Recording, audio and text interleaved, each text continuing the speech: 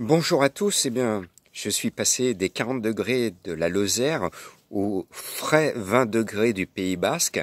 Je salue mes amis palois et on va ouvrir nos cahiers de vacances pour aller à Clairefontaine ce lundi, quartier de l'hippodrome, j'allais dire, quartier de la très belle ville de Deauville en Normandie, pour plancher sur un quintet, encore une fois, difficile. Mais je vais vous dire pourquoi j'ai mis mon coup de cœur en tête et comment j'arrive, comme Madame Irma, à lire dans les lignes des sabots des chevaux. Pour ce quintet de ce lundi, à la lecture des partants, tout de suite, je me suis dit, il y a un soleil. Quand j'ai vu sa cote 12/1, je me suis dit, tout de suite, en une fraction de seconde, c'est un coup de cœur. C'est mon coup de cœur, c'est le 4 Ridwan. Alors, je vais vous apprendre à lire dans les lignes des sabots. Ce Ridwan, forcément, il est au-dessus du lot. Pourquoi? Parce que il n'a que très peu couru. Il a couru à l'âge de 2 ans, et bien, il débute bien. Il porte les couleurs Agacan, ça veut dire que premièrement, il a été élevé pour courir les classiques, il a été acheté cher pour courir les classiques, il a été entraîné pour courir les classiques, et puis patatras, il ne court pas en 2020. Le fait que je vois qu'une opération est passée par là, il est devenu hongre, cela me permet, sans que l'entraîneur me le dise, de savoir que le cheval a certainement montré beaucoup de caractère, il était certainement très compliqué l'entraînement, et comme il était chaud, et que ces chevaux qui sont chauds, qui tournent un peu à l'étalon, on ne peut plus rien en faire, on les castre, il est devenu hongre, il a raté son année 2020, son année de 3 ans, et il se retrouve en énorme retard de gain et en retard sur son programme. Donc ce 4 Ridwan, qui est un des angles doublement représenté, ce qui démontre que l'entraîneur a visé la course, monté par le jockey français qui a réussi une année extraordinaire déjà, dans certains grands classiques que l'on connaît, Mandizabal, en plus, moi je suis dans le Pays Basque, donc il faut que je vous mette un jockey basque dans ma sélection.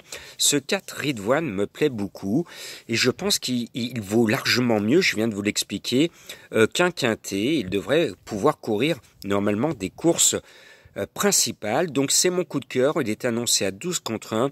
Je me pose pas de questions, c'est vrai qu'il manque d'expérience, mais je pense que la qualité devrait faire la différence.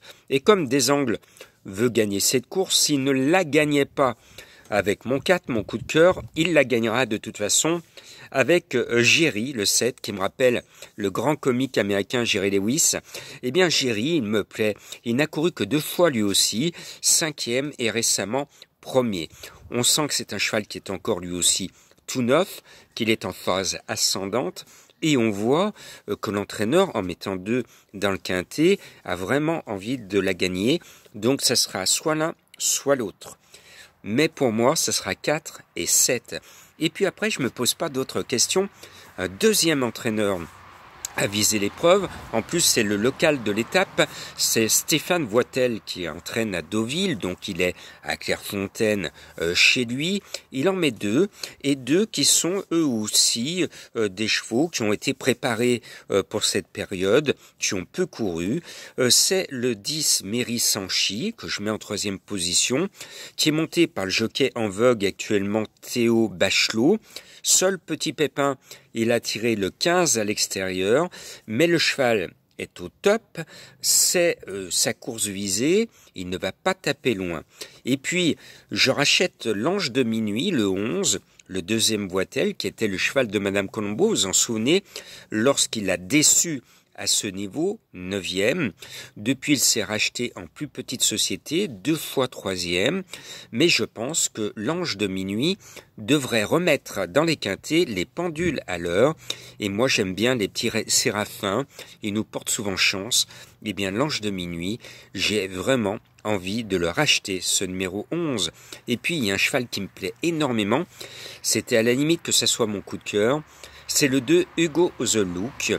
Il a le look coco parce que j'ai fait son papier. On sent que c'est un cheval estimé. Bon, il n'a pas encore vraiment montré sa pointure quintée, mais je crois qu'il l'a. Benoît est en forme, c'est un jockey redoutable.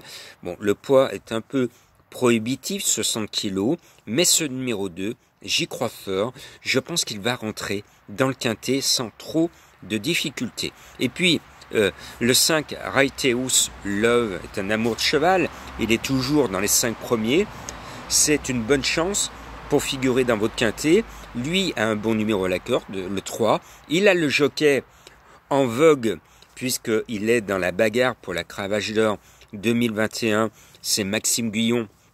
Et vous l'avez remarqué, Maxime Guyon est régulièrement dans ma sélection. Donc je lui reste fidèle. Le cheval a tout pour lui.